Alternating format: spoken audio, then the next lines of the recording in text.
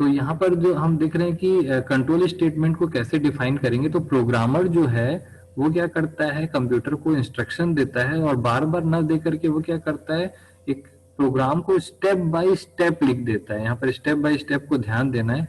इस step by step को लिख करके एक बार रख देता है। एक बार लिखने में उसको काफी समय लगता है, लेकिन उस पूरे स्टेटमेंट को रन करने में कंप्यूटर को मुश्किल से 1 से 2 सेकंड लगता है।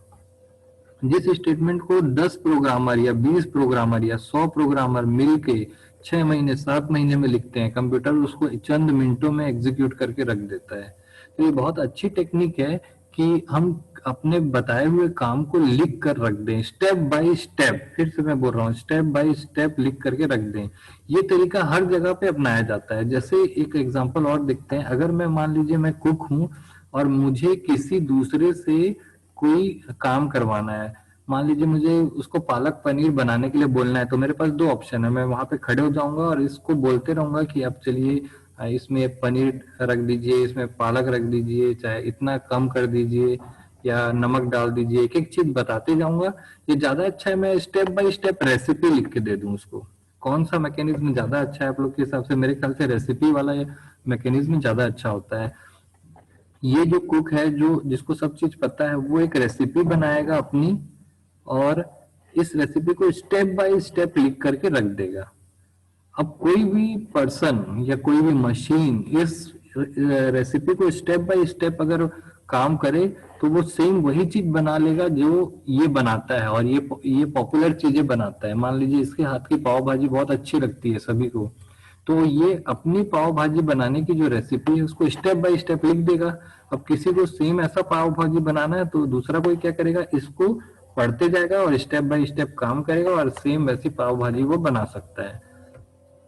सेम यही चीज प्रोग्रामर भी करते हैं। वो अपने जो उन्होंने सोचा है, मार्केट में रिसर्च करते हैं, कस्टमर की क्या डिमांड है, उनको क्या चीज अच्छी लगती है और क्या बेनिफिट रहेगा उनके लिए, और उस हिसाब से वो स्टेप बाय स्टेप इंस्ट्रक्शन लिख देते हैं और कंप्यूटर उसको एग्जीक्यूट करता है।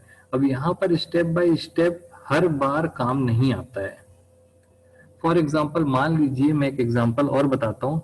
आपको पालक पनीर की सब्जी बनानी है, रेसिपी में लिखा है कि यहाँ पर आपको कोई चीज कोई कंटेंट आपको रखना है वहां पर या सब्जी में डालना है, वो कंटेंट आपके पास है ही नहीं।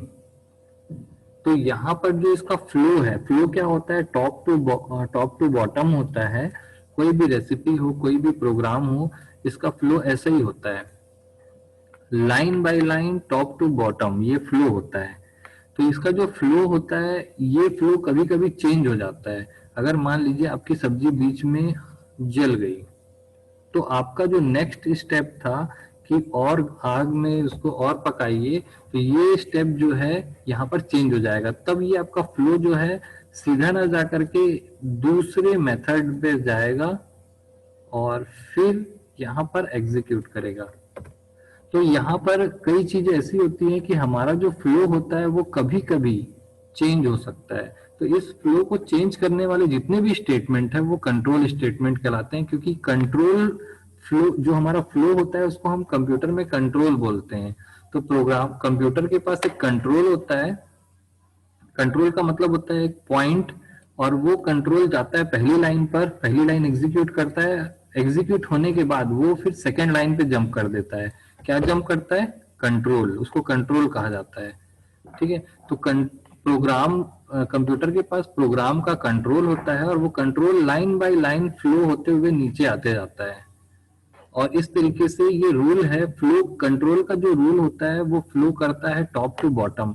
तो ऐसे कुछ स्टेटमेंट बनाए गए हैं जो उसके फ्लो को चेंज कर देते हैं। जैसे लाइन नंबर 2 है, 2 के बाद 3 आना है, 3 ना आकर के वो सीधा 7th में जंप कर देगा, जंप करेगा। उसका जो फ्लो, कंट्रोल का जो फ्लो है उसको चेंज कर देगा।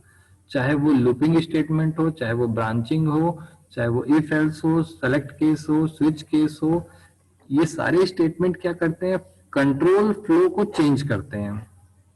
प्रोग्राम को ऐसा आगे बढ़ना था, यहाँ पर कुछ ऐसा स्टेटमेंट आया, ट्रू फॉल्स आया, कुछ ऐसी कंडीशन आई जिसकी वजह से सेकेंड लाइन के बदले थर्ड लाइन पर ना जाकर के वो सीधा 6th लाइन पर चला गया। इसका एक सिंपल सा एग्जांपल आप देख सकते हैं कि जैसे मान लीजिए मैं इफ एल्स स्टेटमेंट लिखता हूं, इफ आई या एन ग्रेटर देन 33, तो यहाँ पर आप जैसे सी की बात करूं तो यहाँ पर लिखेंगे प्रिंट एफ, मैं यहाँ पे लिखता हूँ पास। और अगर आप इसकी बात करेंगे, किसकी, जावास्क्रिप्ट की, तो यहाँ पर रहेगा डॉक्यूमेंट डॉट राइट। अगर जावास्क्रिप्ट की बात करेंगे तो यहाँ पर आपको क्या लिखना होगा, डॉक्यूमेंट डॉट राइट। और सेम वैसे ही आप ब्रैकेट लगाएंगे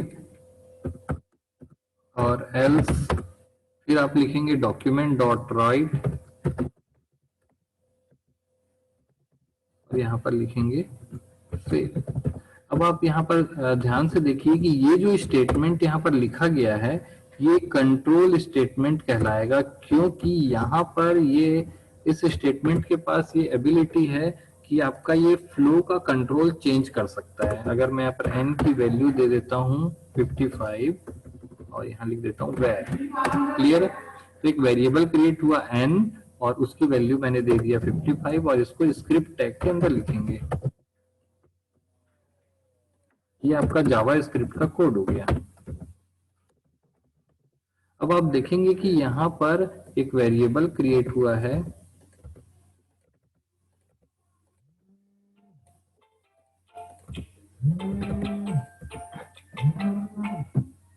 अब आप देखेंगे यहाँ पर एक वेरिएबल क्रिएट हुआ है n, उसकी वैल्यू है 55 और यहाँ पर एक कंडीशन दी हुई है, अगर ये ट्रू होगा तो ये एग्जीक्यूट होगा और ये फॉल्स होगा तो ये एग्जीक्यूट होगा।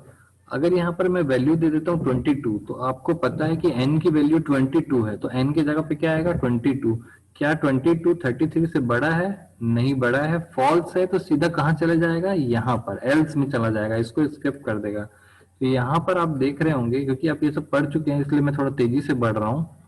यहाँ पर जो ये इफ स्टेटमेंट है ये कंट्रोल फ्लो या कंट्रोल स्टेटमेंट कहलाएगा, क्योंकि इसके पास एक एबिलिटी है कि अगर ये स्टेटमेंट फॉल्स होता है तो अगर ये लाइन नंबर 1 है, ये लाइन नंबर 2 है, ये लाइन नंबर 3 है, ये लाइन नंबर 4 है, ये लाइन नंबर 5 है, ये लाइन नंबर 6 है, 7 8 9 10, तो इस तरीके से अगर ये कंट्रोल स्टेटमेंट नहीं होता तो यहाँ पर कोई भी कंडीशन होने पर ये इफ लाइन नंबर 3 के बाद सीधा 4 फिर 5 एग्जीक्यूट होता। लेकिन यहाँ पर जो ये वैल्यू है इसमें क्या हो रहा है कि ये फॉल्स होने पर लाइन नंबर 3 के बाद सीधा क्या एग्जीक्यूट हो रहा है, लाइन नंबर 9। तो इसका जो कंट्रोल का जो फ्लो है 3 के बाद 4 होना था वो कहां पर आ गया, 9 पर। तो ये स्टेटमेंट जो है वो कंट्रोल स्टेटमेंट कहलाएगा। ऐसे इफ के जैसे ही बहुत सारे स्टेटमेंट है, जैसे if, switch, for, while, do while, break, go to, इस टाइप के जितने भी स्टेटमेंट है जो फ्लो को चेंज करते हैं। ये कुछ स्टेटमेंट के नाम लिखे हुए हैं जो फ्लो को चेंज कर देते हैं। 3 के बाद 4 ना करके 9 पे चले जाएगा, 10 पे चला जाएगा, 15 पे चला जाएगा। तो इन सभी स्टेटमेंट्स को कंट्रोल स्टेटमेंट्स कहा जाता है, जो कि हमारा टॉपिक है कंट्रोल स्टेटमेंट्स। तो यानी कंट्रोल स्टेटमेंट में ये सारी चीजें हम पढ़ेंगे। अब कंट्रोल स्टेटमेंट दो टाइप के होते हैं, आप यहाँ पर देख सकते हैं। इनको हम कैटेगराइज भी कर सकते हैं कंट्रोल स्टेटमेंट को। सबसे पहले कंट्रोल जो स्टेटमेंट है वो दो टाइप के होते हैं। पहला है कंडीशनल ब्रांचिंग और लूपिंग। दो टाइप के कैटेगरी में बांटा जा सकता है कंट्रोल स्टेटमेंट को। ब्रांचिंग का मतलब होता है ब्रांच क्रिएट करना, जैसे यहाँ पर आप देख रहे होंगे कि ये जो आ रहा है इसके 2 ब्रांच 3 ब्रांच यहाँ पे क्रिएट हो गई है। ये फर्स्ट ब्रांच है, ये सेकेंड ब्रांच है और ये थर्ड ब्रांच है। यानी कि एक पॉइंट पर आने के बाद उसको 3 रास्ते मिल रहे हैं, यहाँ जाए कि यहाँ जाए कि यहाँ जाए। 3 अलग अलग मेथड है। यानी कि आप एक पॉइंट पे आ गए हो, आपका पनीर जो है वो पक गया है, सब्जी की बात कर रहा हूँ मैं, पनीर पक गया है, तो आपके पास 3 ऑप्शन है। या तो आप पहले पालक डाल दीजिए, या पहले आप मसाले डाल दीजिए, या फिर पहले आप कुछ और इंग्रेडिएंट्स डालना है वो डाल दीजिए। 3 ऑप्शन है आपके पास, तीनों में से कोई भी आप सेलेक्ट कर सकते हैं। तो ऐसे स्टेटमेंट वहां पर आएंगे जहां पे कंट्रोल स्टेटमेंट लगा हुआ है। ऐसे सारे स्टेटमेंट को हम ब्रांचिंग स्टेटमेंट कहते हैं। और ब्रांचिंग स्टेटमेंट के अंदर कौन कौन से स्टेटमेंट्स आते हैं वो भी मैं बता देता हूँ। ब्रांचिंग के अंदर आपका आएगा इफ एल्स, इसमें ब्रांच क्रिएट होता है जिसको टू वे ब्रांचिंग बोलते हैं। और स्विच केस, ये मल्टी वे ब्रांचिंग है।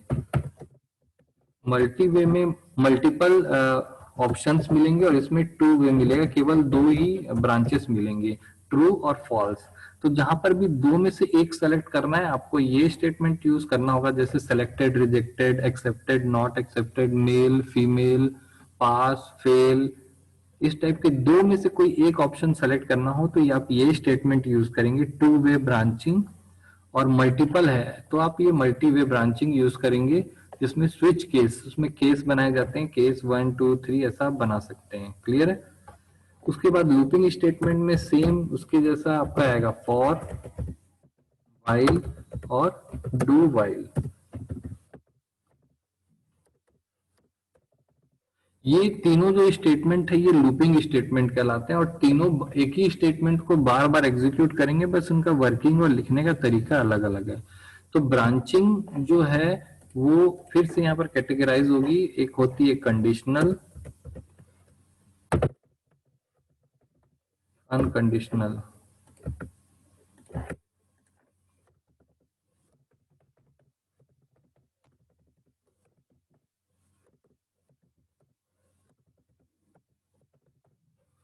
ठीक है,